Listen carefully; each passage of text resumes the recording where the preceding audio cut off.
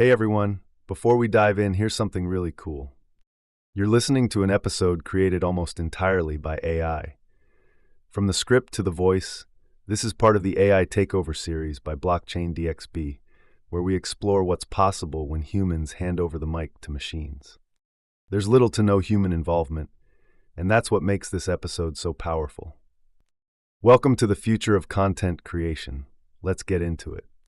This episode is powered by Amana, the region's first and fastest-growing regulated all-in-one trading and investing app.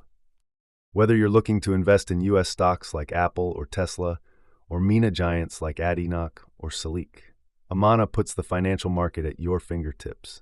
You also get access to gold, foreign exchange, ETFs, futures, and commodities. With over 375 assets to choose from, they've got the largest crypto selection in the region. And listen, guys, if you want to build long-term wealth without thinking about it every day and want to automate your investing, just set your monthly budget, choose your preferred categories, and let Amana do the rest.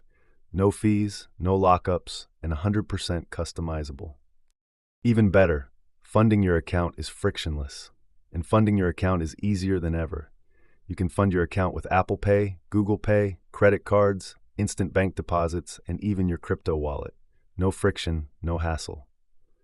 And if you get stuck, Amana offers 24/6 real human customer support and personalized sales assistance. Because you're part of the Blockchain DXB community, you get an exclusive offer.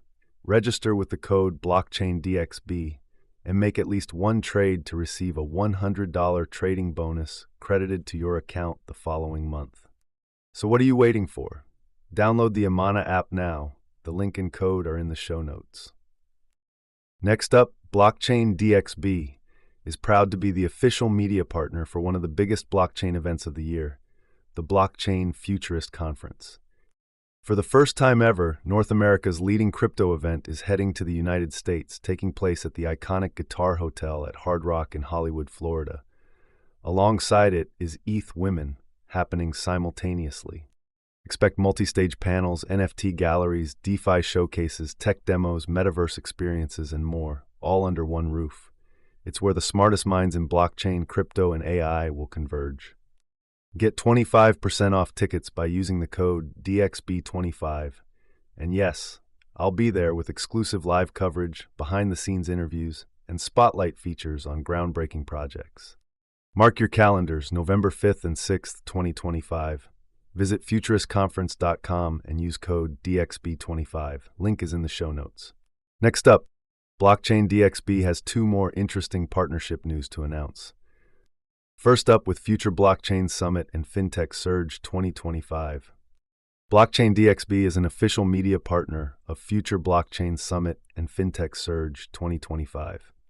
Future Blockchain Summit is one of the biggest and oldest blockchain summit taking place in Dubai, going back to almost a decade, 2017 to be precise. The event takes place between October 12th to 15th at Dubai Harbour. This is where blockchain meets fintech to redefine the future of finance. 250 plus world-class speakers, 1,200 plus investors, live demos, product launches, and the exclusive invite-only GITEX Digital Assets Forum, all under one roof. From Web3 pioneers to fintech leaders shaping payments, banking, insurtech, AI, and DeFi, this event brings the entire ecosystem together. Startups, this is your launchpad. Get in front of top VCs, accelerators, and industry leaders. For blockchain and fintech companies, this is where connections turn into partnerships and dreams turn into exits.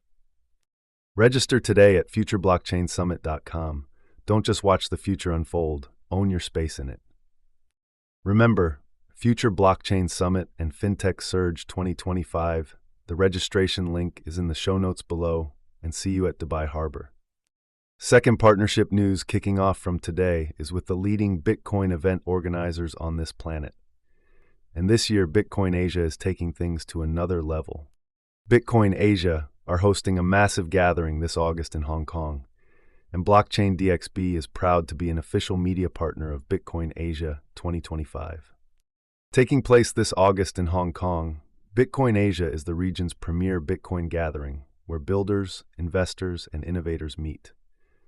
It's really an honor for Blockchain DXB to be associated with Bitcoin Asia. Now at this event, expect powerful keynotes, bold conversations, and a headlining session with none other than Eric Trump. He will be sharing his vision for Bitcoin's long-term potential, its role in global finance, and Asia's massive impact on adoption, and a lot more. So listen up, guys. From infrastructure to regulation, privacy tools to lightning development, Bitcoin Asia connects global Bitcoin communities and drives innovation across cultures and markets. And as part of this partnership, you can register for the Bitcoin Asia using the code DXB. All the detail are in the show notes below. If Bitcoin's in your blood, this is your event. So, register today at asia.btc and don't forget to use code DXB for 10% off your tickets. Bitcoin Asia 2025, Hong Kong is calling. Be part of the future of Bitcoin. Next up, Advanced Media is the largest distributor of professional video, photography, cinema, and broadcast accessories in the Middle East. They represent over 100 major brands, including DJI, Hasselblad, Red, and Rode. The mic I'm using to record this? Sponsored by Advanced Media. But what really sets them apart is their commitment to purpose. People, planet, and prosperity. That's not just branding, it's their actual business model. They've partnered with SAE Institute in Dubai to offer scholarships to students pursuing a bachelor's degree in filmmaking, each worth AED 50,000. They also run regular workshops, training programs, and tech showcases across the region. For more info, visit amt.t, that's amt.tv. Finally, let's talk about something every crypto investor should take seriously: security. And that's where Ledger comes in. Ledger is one of the most trusted names in crypto security. Their hardware wallets, like the Nano S Plus and Nano X, keep your assets safe by storing your private keys offline. That means you're protected against hacks, malware, and phishing attempts that can compromise online wallets. The company is headquartered in Paris and is constantly innovating. Their team works with world-class security researchers and regularly tests their own products for vulnerabilities. It's why Ledger wallets are used by millions around the world. Using a hardware wallet isn't just smart, it's essential. If you're serious about crypto, it's time to stop relying on centralized exchanges or browser wallets. Click the link in the show notes to order your Ledger wallet and support this podcast at the same time.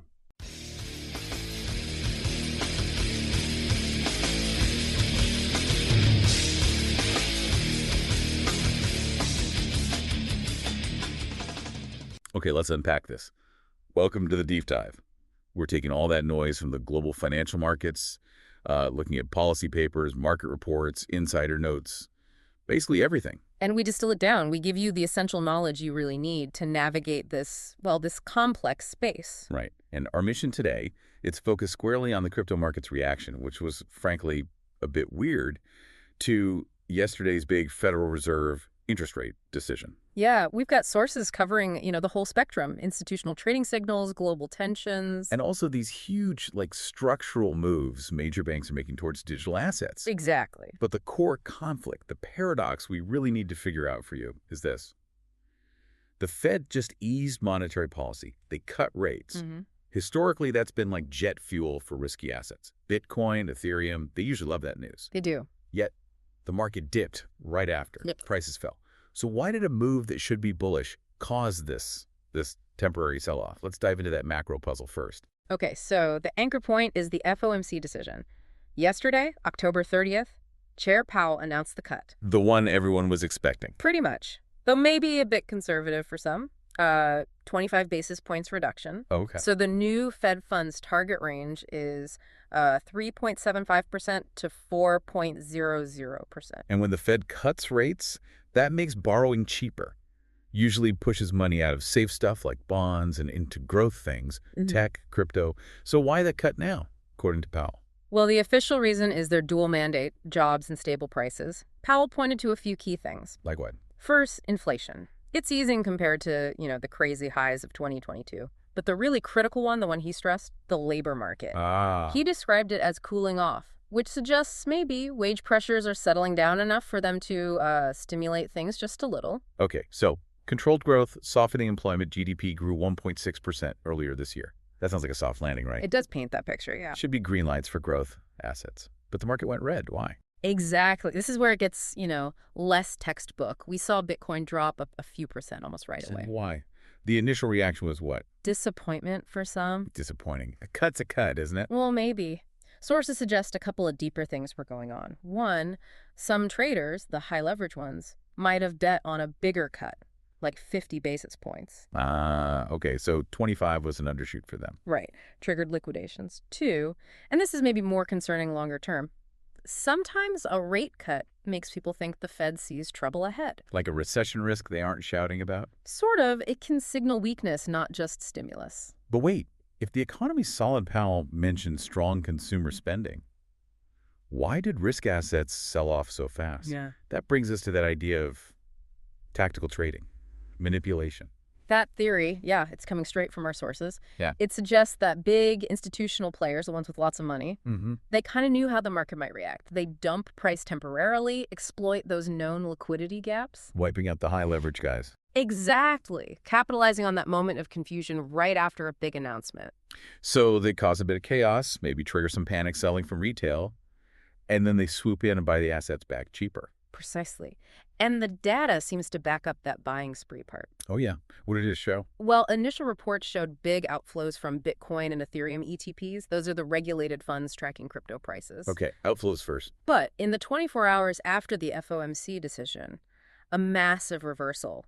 Total ETF inflows hit $45.4 million. Wow. Yeah, $26.8 million into Bitcoin ETPs and a huge $198.6 million into Ethereum ETFs. So dump the price, trigger stops, then buy the dip aggressively. Classic. Looks like it, a classic accumulation pattern hidden by the noise. Okay. Beyond the Fed, there's also this geopolitical tension hanging over things. The U.S.-China meeting tomorrow, October 31st. Tariffs are on the table. Right, and that meeting adds uncertainty. Crypto is sometimes seen as a hedge against that kind of instability, especially if trade relations sour. Makes sense. Although we should note Powell's official line on tariffs, he basically repeated his view that tariffs have, and I quote, pretty much no connection to inflation. He sees it as just a one-time price bump. Yeah, a one-time price increase, not the kind of sustained pressure the Fed targets. Still, official stance or not, the markets seem edgy. The crypto sentiment gauge dropped. It did. Fell from neutral right down into fear, sitting at 39 right now. So, short term, that's the move. Okay, so short-term fear, market mechanics. Yeah. But if you zoom out. Right. While the Fed news causes the sort of whiplash, the bigger story, I think, is looking past that volatility. Look at the bedrock infrastructure institutions are building. They're doing it regardless of daily price swings. And this is where TradFi, traditional finance, and Web3 start to really merge. Gets fascinating. Let's talk Securitize and BNY Mellon. Yeah, this is significant. BNY Mellon manages, what, $2.1 trillion in assets? This isn't some small experiment. No, definitely not. This feels like moving past the pilot phase. Securitize, they're kind of an OG in digital securities, right? They've partnered with BNY Mellon. They launched the tokenized fund, ticker HDAC. The goal, bring institutional-grade structured credit onto the blockchain. Okay, let's pause there. Institutional-grade structured credit. What does that actually mean for, someone learning about this? Good question. We're talking about things like AAA-rated collateralized loan obligations, CLOs. Right. Think of them as big pools of really high-quality company loans all bundled together. Pretty complex stuff traditionally. Okay. But they represent some of the safer corporate debt out there. So BNY and Securitize are putting these onto Ethereum, issuing digital tokens that represent like tiny slices of ownership in these loan pools. Why tokenize them, though? What's the win for a giant like BNY Mellon? Efficiency and access, mainly. Tokenization means super transparent records and settlement that's almost instant. Instead of taking days. Exactly. Cuts out a ton of friction. Plus, by making ownership fractional, they could open these up to more investors globally. This whole partnership signals they've likely cleared some major regulatory hurdles, too. That's huge. Showing these complex traditional assets can work under digital rules. It really changes the game for DeFi if the safest TradFi assets start showing up on chain. It really does. Look, staying on that institutional on-ramp idea, let's talk about getting regulated access to big user networks. Toncoin. Right. CoinShares, big European asset manager, just launched an ETP, an exchange-traded product. It's like a stock that tracks crypto. Essentially, yeah. Yeah. It's called CoinShares Physical Staked Toncoin, ticker CO, and it's trading on 6 Swiss exchanges. Okay, why Toncoin specifically? What's the hook there? The Telegram connection. Toncoin is the native token of the open network, which is, deeply linked with Telegram. And Telegram has nearly 1 billion users. Almost. So this ETP gives regulated investors exposure to that massive network effect, that digital economy used by all those Telegram users. Without them needing to actually buy and hold the crypto themselves, deal with wallets and keys. Exactly. Less risk, less complexity for them. And there's another big kicker, a built-in staking yield, about 2%. The product automatically collects network rewards from validation. Oh, interesting. So institutional money gets regulated exposure and passive income from the network itself. That's a pretty potent mix. It really is. So if BNY Mellon is proving the tech for high finance and CoinShares is proving regulated access to network tokens, the next step is proving the value of the Web3 businesses themselves. Which brings us neatly to Consensus, Okay. the company behind MetaMask, founded by Ethereum co-founder Joseph Lubin, valued at $7 billion back in 2022. And now they're talking to JP Morgan and Goldman Sachs about a potential IPO, maybe as early as 2026. An IPO for Consensus. That would be huge, wouldn't it? Monumental. A successful IPO isn't just about raising money for them, it's a massive validation signal. It's a benchmark. Precisely. For years, figuring out how to value Web3 companies in the private market has been tricky. This IPO would give everyone a public, regulated yardstick. A way to value other big Web3 players, Layer 2s, infrastructure providers. Exactly. It would legitimize the whole ecosystem's valuation approach in the eyes of traditional finance. Huge confidence booster. Okay, so this shift, incorporating digital assets, it's definitely not just a US or Europe thing.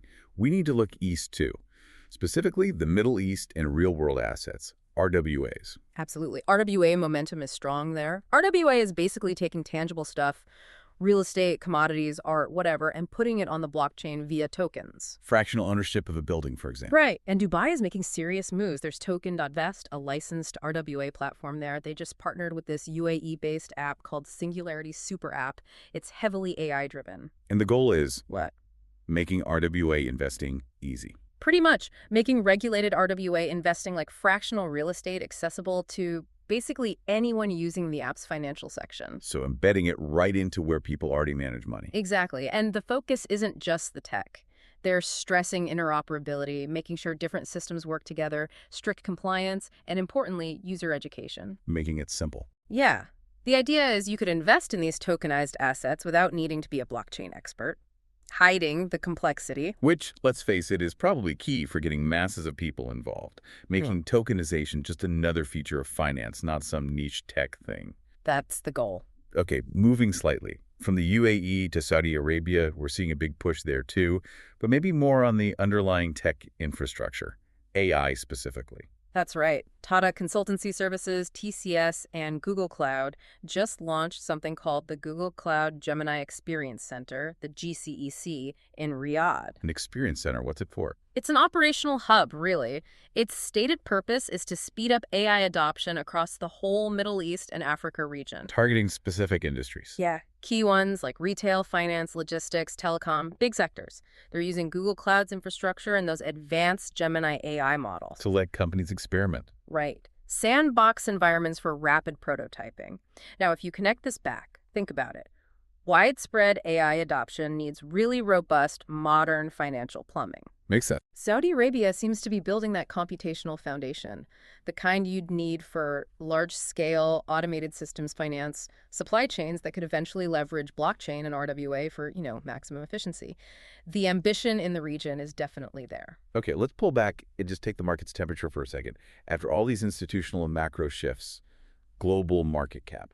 Sitting around $3.84 trillion, it's down just slightly, about 1.2% over the last 24 hours. Pretty stable considering the Fed news. On Bitcoin's dominance, still the main indicator of where money feels safest. Yeah, holding strong at 57.60%. Ethereum's market cap also steady, around $472 billion. Okay, but what's really interesting to me, despite that Fed whiplash we talked about, is the DeFi space. Decentralized finance, total value locked, TVL. Right. TVL measures all the assets locked into DeFi protocols, staking, lending, etc. And it's holding steady. Remarkably consistent, around $153.75 billion. Why is that consistency so important for you, the listener, to understand? Because it tells you something fundamental. While short-term traders might react to daily news, the people actually using these networks... The long-term holders, the stakers. Yeah. They aren't pulling their capital out. They're keeping funds locked, earning yield, validating transactions. It shows a core belief in the utility, mostly of Ethereum, that goes beyond just speculating on price. Utility beats volatility in the long run. That seems to be the message there. And Uniswap is still leading the DX race. Still number one in decentralized exchange volume, yeah. About $4.54 billion. Really cements Ethereum's role as that core transactional layer. Yeah. And finally, we can't ignore the slightly more colorful side of crypto retail sometimes. The meme coins. Ah, yes. A quick snapshot there. The official President Donald Trump meme coin. It surged, apparently, 14.59% in 24 hours, trading around $846. And the reason cited? Sources in that community pointed to him signing tech deals with Japan and Korea and also apparently receiving a massive crown at some ceremony. Okay. Well, it's certainly a cultural phenomenon. Dogecoin is still the king, though, right? Market cap-wise. Oh, yeah. Doge is way out front. $29.36 billion market cap. But the Trump token is now in the top 5, $1.69 billion. Still, important context, that $1.69 billion is way down from its launch cap, which was reportedly around $14 billion. Shows the extreme volatility in that particular corner of the market. Yeah. Definitely. Hashtag tag outro. So let's try and tie these threads together. What have we seen today? Macro policy, the FOMC, it's easing, creating a favorable backdrop, even if it's volatile short term. Right. But maybe more importantly, you have major institutions like BNY Mellon making serious regulated moves, bringing high-grade traditional assets like CLOs on chain. That's structural. And the infrastructure for more people to get involved is being built out globally. ETPs like the Toncoin one, user-friendly RWA apps like we see in Dubai. Exactly. It's all solidifying despite the daily market noise. Okay. So what does this all mean, particularly thinking about the future of central banking? Well, Powell noted consumer spending is still strong. That's key for the Fed, right? Watching inflation, economic health. Now, think about what's happening in Dubai and elsewhere. They're making it super easy for regular consumers to invest in fractionalized bits of real estate, commodities, other real-world assets via tokens. Right into their apps. Yeah. So here's the provocative thought. How will this new ability for consumers to just easily deploy their money into these fractional, potentially yield-bearing real-world assets? How does that impact the Fed's traditional toolkit? You mean like interest rate hikes? Exactly. If everyday people can bypass traditional banks and put savings directly into tokenized property or something similar, does hiking rates to cool spending still work the same way? Does the Fed lose some control over where capital flows? That's right. Yeah, that's something to really think about as this tokenization wave keeps building. Definitely something to watch as the world starts to embrace fractionalized wealth.